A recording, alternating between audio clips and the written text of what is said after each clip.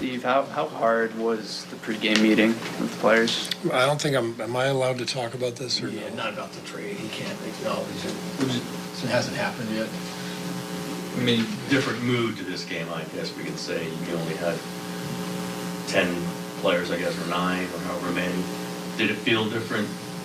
Yeah, it always feels different. I think the league should consider making the trade deadline, at the All-Star break, just so you don't have to face these games where guys are getting traded half an hour before and a game, and, you're trying to process the emotions and trying to win a game. I don't know if it's possible, but it'd be great if we could move it back to, or make the last couple of days, before the deadline, like off day. I don't know how to do it, but these are tough days for sure.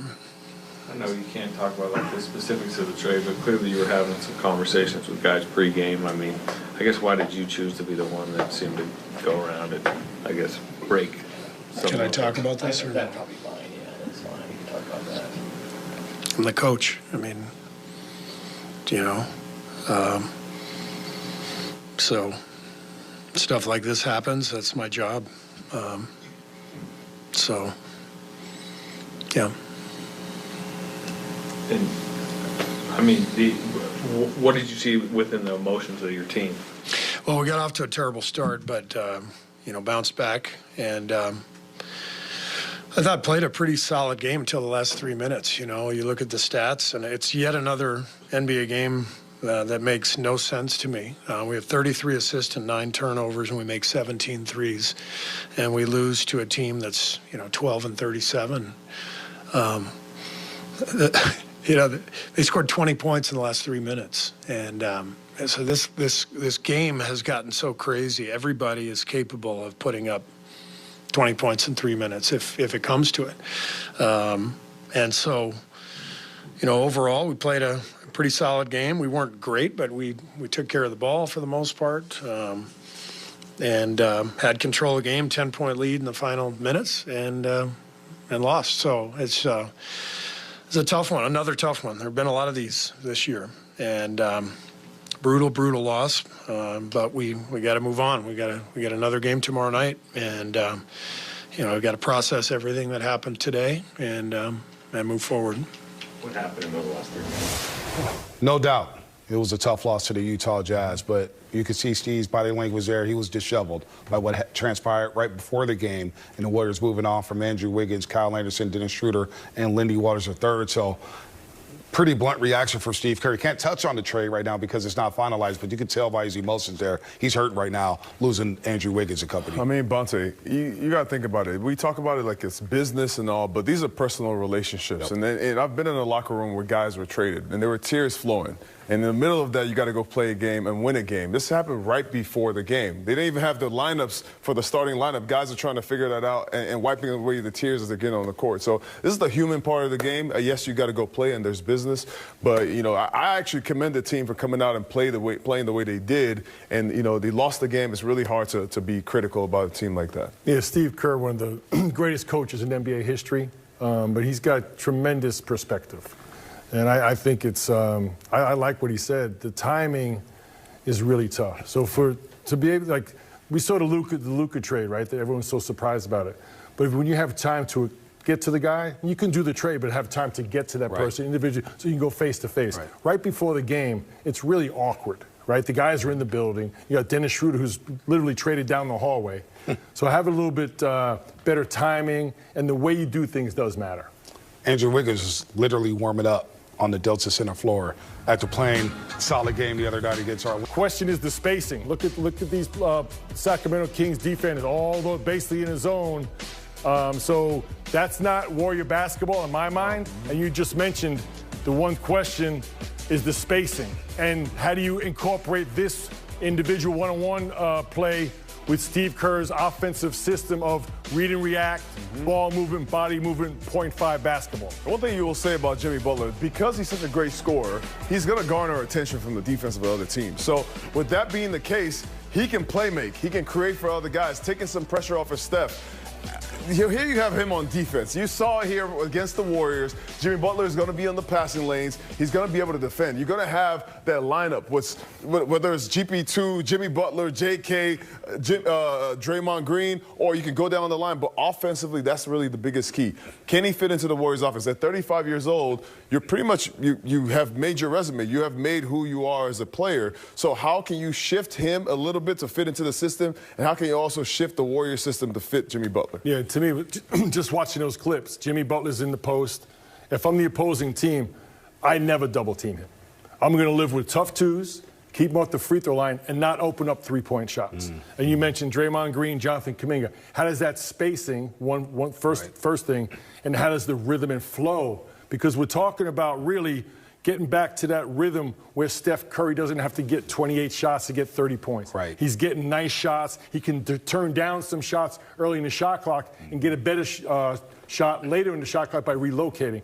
That's all about ball movement, body movement, screening, timing, passing, not posting up in the paint. So that's going to be the puzzle to put together because there's definitely a place for Jimmy Butler. Tonight, great example. Clutch game. How many the Warriors have played the most clutch games in the league? Last 3 minutes, get him the ball in the post. You want to slow things down, but you want to play 40, 45 minutes of fast .5 basketball. Putting those two things together is going to be the puzzle for Steve Kerr to solve. And tonight, the Warriors are in the bonus with about 9 minutes left in the fourth quarter. So Jimmy Butler getting to the free throw line, getting fouled. He knows how to manipulate the game in that way. But they tried with Dennis Schroeder to make him fit in. It did not work for Dennis Schroeder. We're going to be obviously paying attention to how Jimmy Butler fits with the Warriors. But let's look at their finances for a second. Bobby Marks of ESPN does a great job with this, the roster and trade assets. You see the roster here, Steph, Buddy, Jimmy, Draymond, Quentin Post on the two-way, Pat Spencer, Rowe as well, Kuminga, Looney, TJD. TJD missed tonight. You got Moses Moody dealing with an injury as well, alongside Brandon Podziemski and Gary Payton II. But they're still above the tax, just over the tax, $4.5 million of wiggle room. They're below the first apron, barely.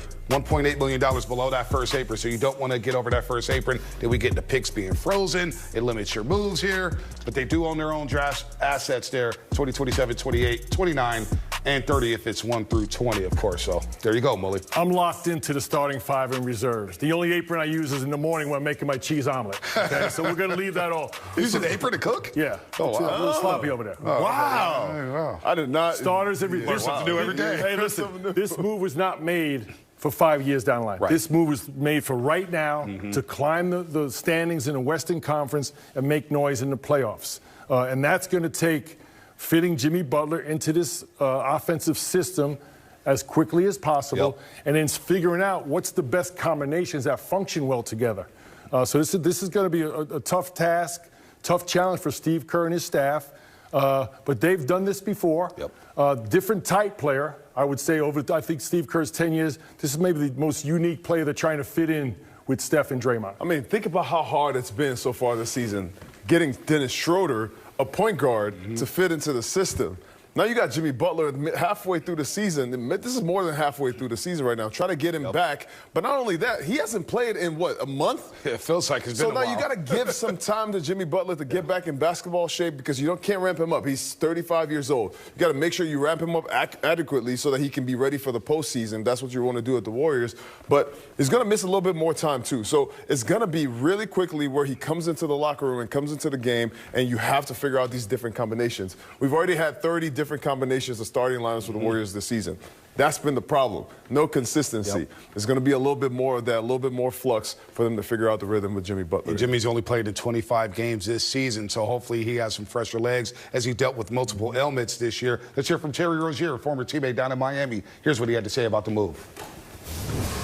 I think it's going to take a huge weight off everybody's shoulders, you know, once we can move forward from everything, once it's over with, and we know what we got, and we can move forward for that and you know, try to put together and get ready for the playoffs. So I think it's a huge lift for everybody, and just, you know, clarity and know what we got moving forward. But most important thing, that was a good win tonight. We know guys have their phones. We know the social media. Caleb said someone told him on the bench. What's it like to come in at halftime and sort of all hell is breaking loose in your world, but still keep the focus, like they say here, on the moment and the task at hand? I mean, it's kind of tough. I mean, you know, it's something that we've been trying to see what's going to go on. But, you know, it's out of our control. We still had a basketball game to win at halftime. And I don't think we didn't talk about anything. Obviously, we talked about what we can do in the second half to make sure we get this dub, and that's what we did. Impressive win by the Miami Heat tonight in Philadelphia. They have a nice little roster, and you heard from Terry Rozier. It's just a weight lifted off our shoulders. The players, what is it like dealing with that? I don't know, you guys, Mully, maybe you have a little more experience of dealing with a locker room that may be disgruntled or a player wanting out. Now, Fez, you played on some golden teams there. But, Mully, you know what it's like to be in a locker room when a player's disgruntled. What is it like for Terry Rozier and company down in Miami? The unique situation here, Bonte and Festus, is Jimmy Butler wasn't with the team. So they're basically adding players to a roster where there was no one there because Jimmy Butler's been suspended, and they've been playing good basketball. So I think Pat Riley and Eric Spoelstra, the ultimate professionals, and they keep their players locked in at the task at hand.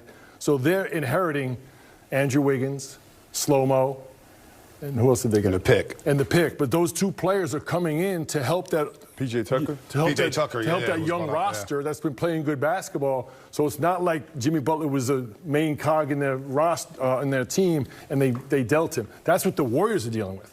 They're dealing with losing, this year probably their best player outside of Steph in Andrew Wiggins, and then trying to reacclimate Jimmy Butler to their team. The Miami Heat got better. This team is very dangerous. They've always been in the mix. They're the gritty team. They practice all year long. They play hard the whole season. You saw them come here on a back-to-back after a 2-overtime game in Sacramento. Came up here to beat the Warriors. This is a team that's always going to play hard, but now they've added some talent to it. Andrew Wiggins being there in that lineup is going to be great. Think about Bam and Andrew Wiggins on the defensive end. Yeah. In the East, they might surprise some people in the playoffs. I think they will. Now, on the other hand, you got the Warriors trying to acclimate now. It's going to turn quick. This is a really tough game for the Warriors. This was a tough loss.